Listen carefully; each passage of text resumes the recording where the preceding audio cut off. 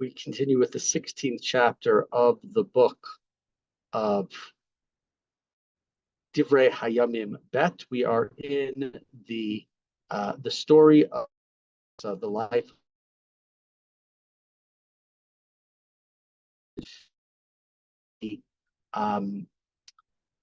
destroying idols, and up to the 35th year of his reign, there was no battles. It seems there were some big. And here we see B'shna Shloshim V'Sheish L'Malchut Asa. So in the 36th year of the reign of Asa, so Basha, the king of Israel, this is the northern kingdom. This would be from the kingdom that was founded by Yeravam ben Nevat, the seceders, the South, if we want to call them in American history. Obviously, there was a civil war, and they all became one. King Basha marches against Yehuda, and he builds up Ramah to block all movement. So he builds a wall of some sort so that King Asa of Yehuda, his soldiers, his people can visit, etc., etc. Vayetze Asa, Kesef v'zahav me'otzrot Beit Adonai u'Beit HaMelech vayishlach el ben Hadad melech Aram hayoshev b'dar Mesek lemor. Asa gathers the gold and the silver from the house of God and from his own house, and he sends it to who is the king of Aram. And his capital is, there it says Dar Mesek. I don't know if it's a typo. Obviously, we call it Damasek, which is, of course, Damascus. And he sends him the following message. Brit beini uveinachu veinaviu veinavicha. There's a long-standing pact between you and I, between my father and your father. Hine shalachti lecha kesef v'zahav alech hafer britcha et Basha melech Yisrael vaya'aleh me'alai. It says, we've been allies for a long time. And I'm sending you the silver and gold. Why? So you break your pact with King Basha of Israel so that he may withdraw from me, right? He believes that he has protection from you because you have no specific horse in this race. If he understands that you're on my side, you're a strong power, Aram, then he will no longer seem to be waging war against me. Not surprisingly, we send gold and silver. Why not? So he listens to Asa. But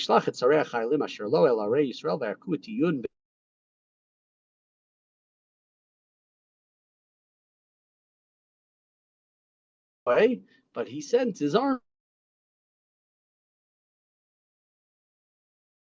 And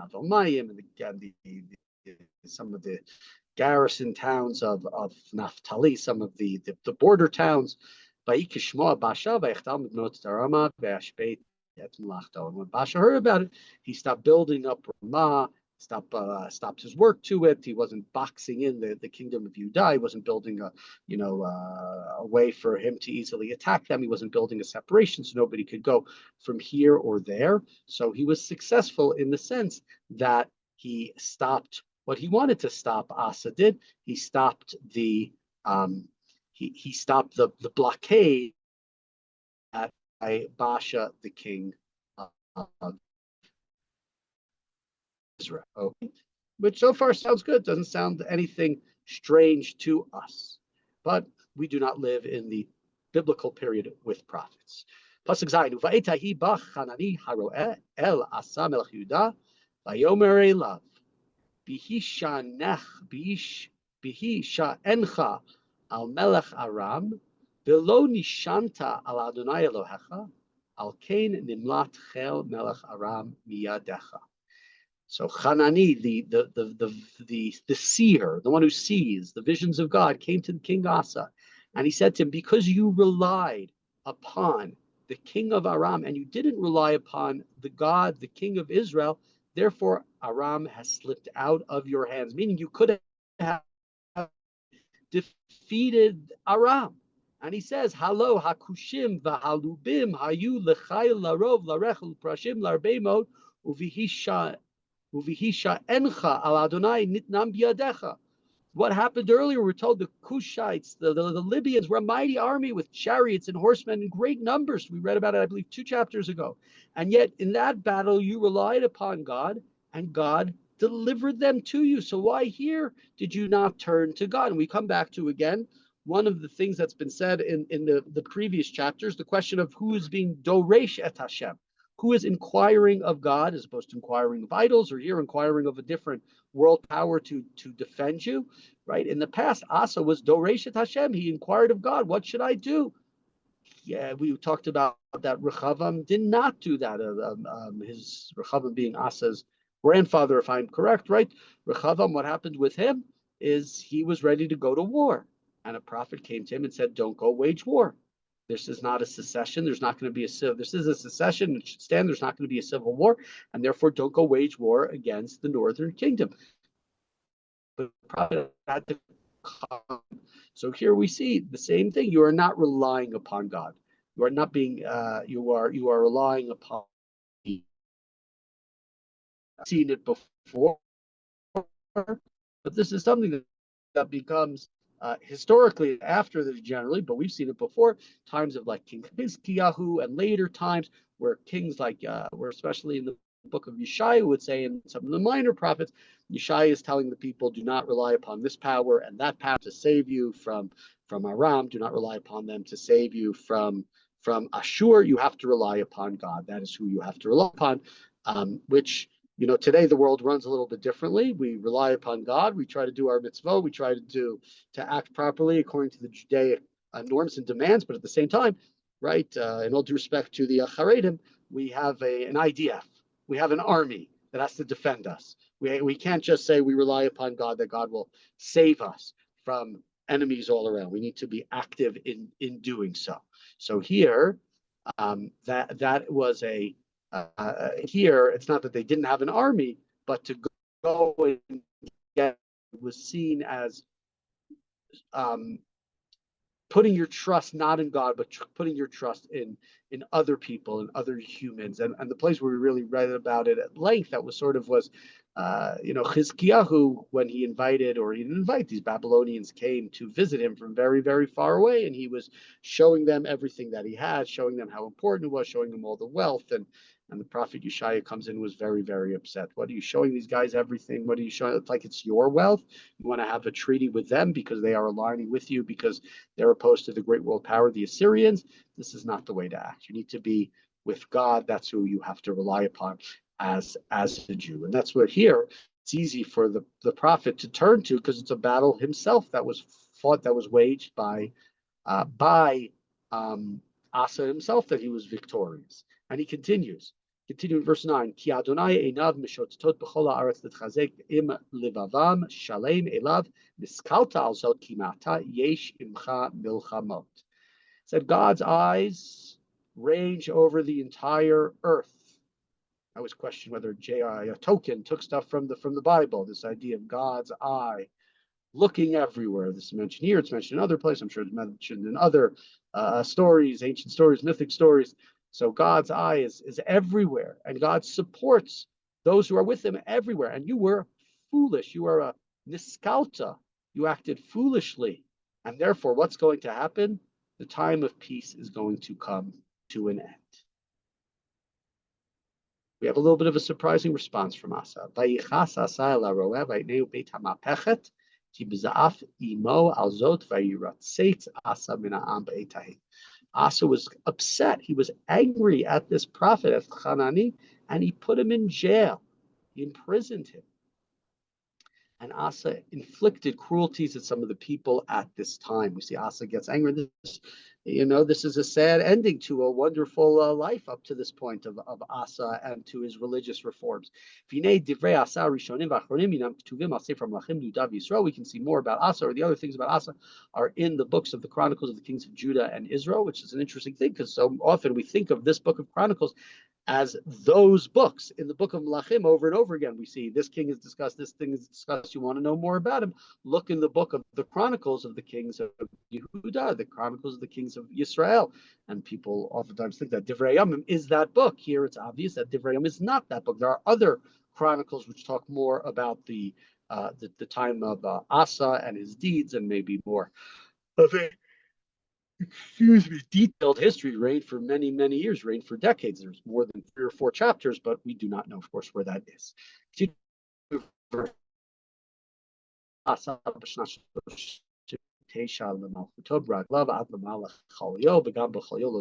A terrible foot injury, But even though he was sick, he still did not turn to God, but to doctors. Now, we're okay with doctors. You're sick, you should take a doctor. I could say a controversial thing in America today, like you should get vaccinated and all sorts of other controversies. We could say things like that. And so, right, you should go to the doctor. But again, we're talking about a different period. We're talking about the biblical period. We're not talking about modern medicine. The way that was understood is that you went to God. You consulted with God, which doesn't mean that, maybe meant with a prophet, right? Some sort of, it wasn't just with a doctor, which may have been also an allusion more to sort of an idea of witchcraft back then. It's not clear. Doctors represent something very, very different today. Continuing in verse 13,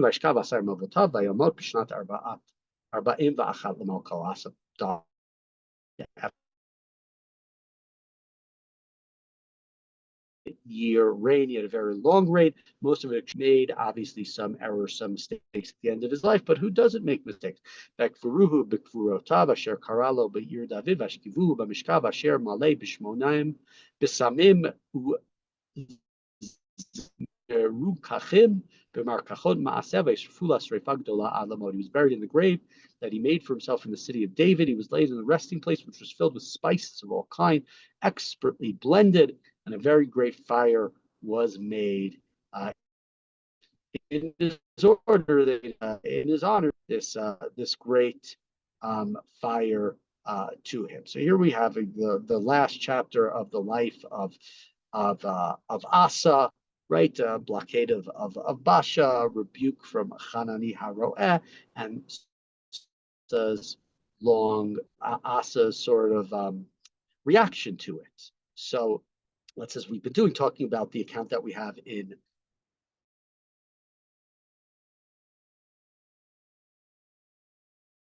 the prophet coming and criticizing Asa's alliance and predicting future battles. We don't have that. We don't have then the reaction of Asa imprisoning the prophet. It's not mentioned at all. And thus, while the injury is mentioned there, it's mentioned in both places, this foot injury in the book of Melachim, it just sort of reports that Asa had this foot injury. Here in Divrei Haymim, it moralizes it, right? Why did Asa have a foot injury? And the way that he dealt with that foot injury, like the way he dealt with this war, was wrong. He didn't seek God. He only seeks doctors. So it's interesting. This is one of the exceptions generally to the rule. We've talked about the whitewashing of the sins of David. There's no Bathsheba. Shlomo is mentioned in a much fairer light than he is in the book of Melachim. Here with Asa, it's more critical of Asa in his later years. And right, it's telling us what happened that was wrong was his trust shifted from God to politics. His trust went from God to the king of Aram, which seems to be a little bit of I imagine that it's caused him problems. There were wars, and that's a little bit of a push to the people of the Second Temple to go and to trust God, to be connected with the Beit HaMikdash. Remember the background for the second Beit HaMikdash, the Jews were not autonomous. They were given permission first by Cyrus and later by Darius to build the Beit HaMikdash, to rebuild it, to live there. They were under the guise of really the political pleasure of the world power at that time, which was the Persian Empire, and would change to other empires, and there would be problems. And part of what's being said in this book is, because that's the backdrop, but what we really need to know is our connection, our reliance needs to be upon a God, and that's what the chapter seems to be saying here. Just one other thing that I find interesting, I fully flesh it out about this chapter. One other aspect, which is Aram is a very interesting idea in the Tanakh. I don't know if we discussed this at length at any point, but Aram is personified by Lavan. Is Lavan Ha'arami, right? Lavan is the quintessential Aramean, and part of what Lavan does is Lavan divides and makes things divisive and difficult for Yaakov. How does he do that? Well, Yaakov wants to marry Rachel, and Lavan, of course, replaces Rachel with Leah, which is a little bit of comeuppance and karma, and Yaakov deserves it, but Lavan is the person who does it.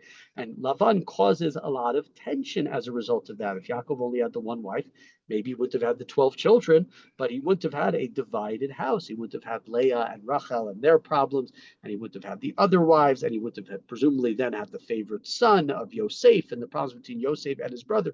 So Aram very often represents an idea of sort of a wedge and a divide between different.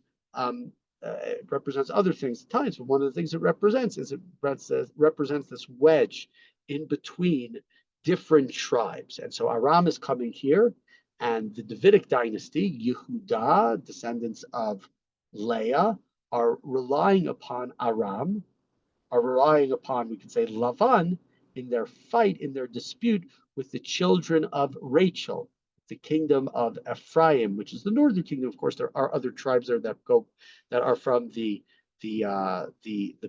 sons of Leah as well.